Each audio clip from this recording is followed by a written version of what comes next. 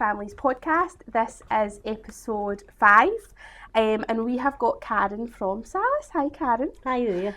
Welcome to our podcast. Thank you for coming on. My lovely assistant has wrote me down some questions, and we have not obviously spoke through the questions, so I've got a list of 10, and I'm going to randomly pick some questions for you, right? So can confirm Karen is not aware of any of the questions, so this is completely at random that we're going to go for this. So first of all, I would like you to talk a wee bit about SALUS, and just really tell us who is SALUS, what do you do, and anything at all about it. Okay, so SALUS is actually NHS based and is an occupational health service. So we were set up with an aspect of touching on the Ayrshire Growth Deal and offering up a service that would assist people either back into employment if they were struggling while they were employed or they were off sick, or assisting people into employment if they were unemployed at the moment and were looking for support, maybe emotional support, mental health support. So we're really a signposting situation where we assist people and we formulate action plans working with the pipeline to get them back into work. Okay, and you are based at our parent hub in Ardrossan on a Tuesday, Wednesday, Thursday? I am. I work other areas, but for North Ayrshire, I work out of Ardrossan Hub Tuesday, Wednesday and Thursday all day. Brilliant. Amazing. Okay, so now the juicy bit. Get ready. I'm ready. Okay, so question number 1. Yes. What inspired you to pursue a career in mental health? I think that mental health was something I actually kind of fell into. So wanted to go into nursing, couldn't do general nursing at the time, wasn't interested in that. Always wanted to do something a wee bit different in mental health. There wasn't sort of learning disabilities at that time, so mental health was something that I chose to try. And 33 years down the line, I love it. And see, with you saying you couldn't go into nursing, was that just because, why could you General nursing didn't interest me in any way, shape or form. I'm not somebody that's bothered by gore or blood or anything like that, so it wasn't that part of it.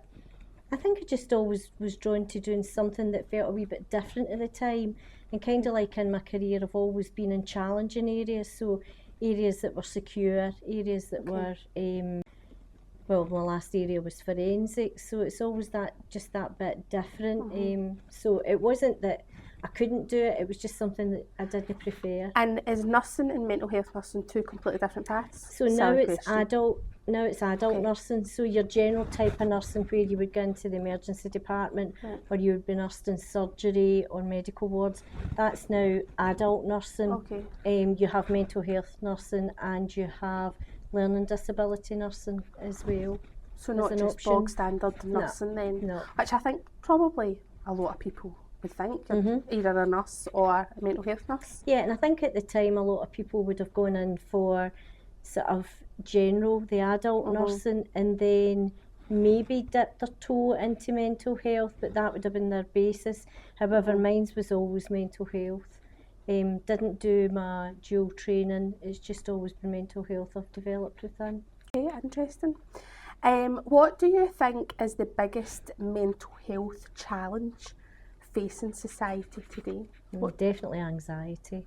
That's a huge thing at the moment. Do you not think anxiety can be undermined by a lot of people? Like, do you not think people sometimes can say, oh, I've just got anxiety? Like downplay anxiety quite a lot, whereas I not coming from a nursing background, but would agree with you that anxiety is massive. Absolutely, and I think degrees of anxiety there's just such a difference, such a spectrum of anxiety, and what I feel anxious by you would maybe dismiss, or the opposite way. It could be that something that I can deal with, or I say, oh, I'm a wee bit worried about that, but I'm not describing it as a high level of anxiety. Someone else would find it very difficult to deal with. And if you don't find ways of coping with anxiety, then it can build. So for people who have difficult kind of lifestyles, then that anxiety can build on a basic anxiety, if that makes sense. So if you can't deal with one, it just piles on top. And then of course there's lots of different conditions where anxiety is part of the condition, and that can be difficult to deal with because that's ingrained within the mental health condition itself. And I think as well, you know, just working with parents, we see a lot of parents who will come into the hub and they'll talk about anxiety and different trigger points for anxiety.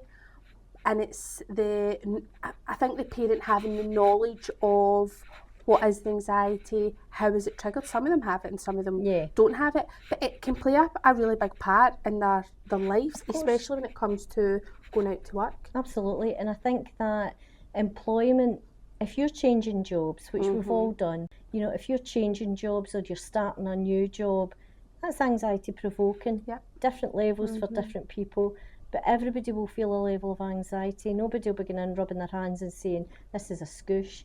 You know, it will be anxiety about meeting new people, about how you're perceived by other people, about the actual work that you're getting and how you'll be able to manage that work and that workload. Whereas for some people, if they already have a level of anxiety due to stressors within their life, that's just another added layer of anxiety that can stop them from even pursuing work. A lot of people find that workload and structure is much more beneficial to them, but they need to get past that initial anxiety about starting it. So yeah, it's just about dealing with everybody's different sort of approach to it and what level of anxiety they're feeling.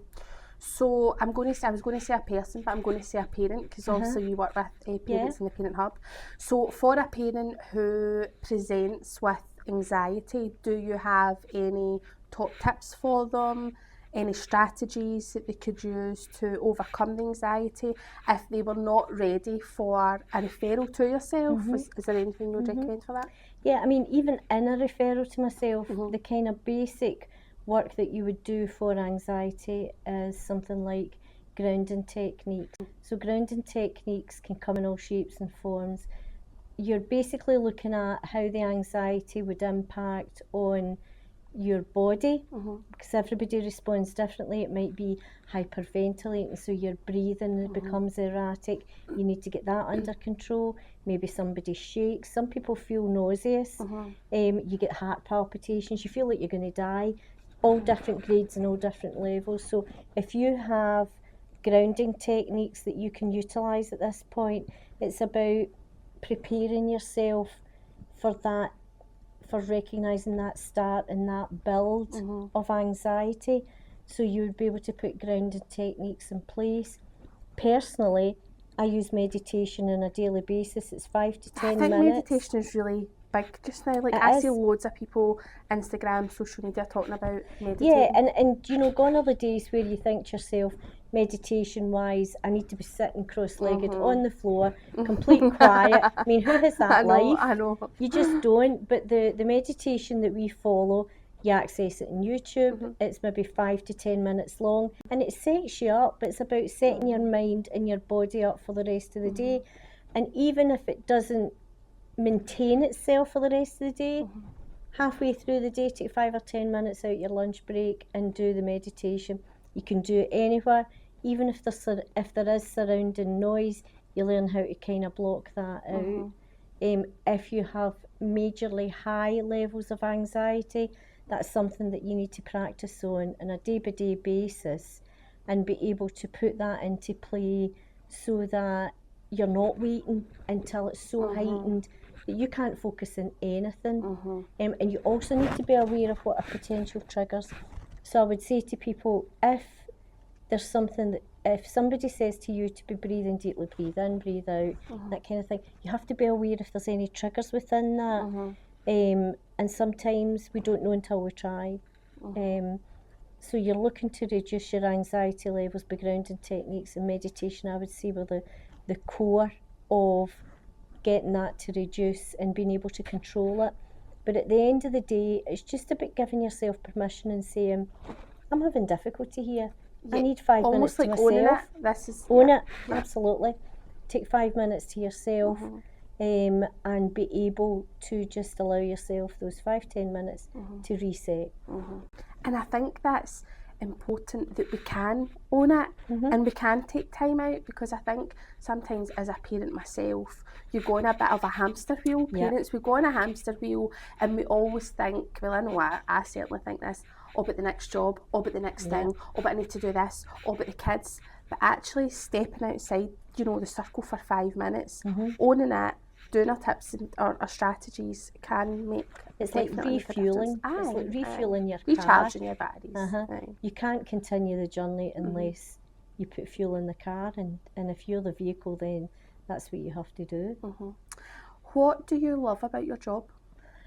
I love the engagement. I love being able to help people. That has just always been crucial in my career. I love that, being able to help.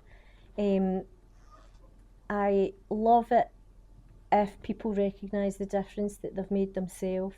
Like going on that journey? Yeah, absolutely. And just with not a huge amount, you don't need a huge amount of knowledge, or you don't need to be a qualified mental health practitioner to be able to help somebody in need, you know. And I just love seeing that kind of, especially, you know, when you're working collaboratively with, say, the likes of yourselves, and just see that journey that somebody goes on and being able to help them, whether it be just getting closer to employment, just improving their life. And I think the thing is, you know, again, going back to parents, because we were working with parents in the Parent Hub, parents come in at the start of their journey, whatever that journey may be. We work in partnership together, and I think parents don't give themselves credit for the journey that they go through. Now, that could be that they come in the door, go out to work the next day, are still working with you and going on a journey, or it could be, you know, they come through the Parent Hub door and for whatever reason they don't move into employment, but they're still on a journey. And I think it's recognising that journey that I think as parents we're very quick to belittle and not recognise. And it's not until we step back and, oh, actually, you know, we have been on a journey and we have come on such a long way, and with sessions with yourself and working with us, it's just really looking at that bigger picture. Yeah, sometimes when we do assessments at the beginning, in the middle and at the end, sometimes at the end we ask, you know, how important is it for you to begin into employment? Now, at the beginning, somebody may have said, my God, 1 out of 10, it's a 10, I need the money, I need the structure, I need to begin back out to work to validate who I am and, you know, my purpose in life. And then at the end you say, you know, how important is it? You've scored a 10 at the very beginning, and they say, maybe that's about a 7. And you would say, so, you know, so why has that dropped? What's changed? What's changed for you in that? Well, because I recognise that I need to be right. I need to feel better. I'm getting there, but no, you know, I wouldn't want to seek employment at the risk of, you know, my health deteriorating, my mental health being jeopardised. And I think that is a big step, because it is so important to recognise that we, you know, we need our mental health to be as good as we can get it. Your health is your wealth. Definitely, and I do agree with that. What message would you like to leave with our followers watching this about taking care of their mental health? I think people just need to recognise it can actually be quite easy to take care of your mental health. You know, we get lots of advice on go out for a walk, 30-minute walk per day. That's how easy it would be to keep physically healthy. I think mental health can be just as easy. Take that 30 minutes out the day for your mental health during your walk. You know, add something onto that. But it can be very easy just to make those tweaks and changes in your lifestyle or in your life and your, you know, the way you look at things. And that will stand you in good stead, makes you much more resilient in a situation. And recognise when you have progressed through something that's been difficult, that you have survived that. You're not a victim of that. You have survived that, and that has taught you things. You just need to reflect back and find out what that is. Amazing. Thank you so much for coming on our Thank you. podcast. Thank you for listening. Thank you for watching. And stay tuned for more chat from the We Work for Families team.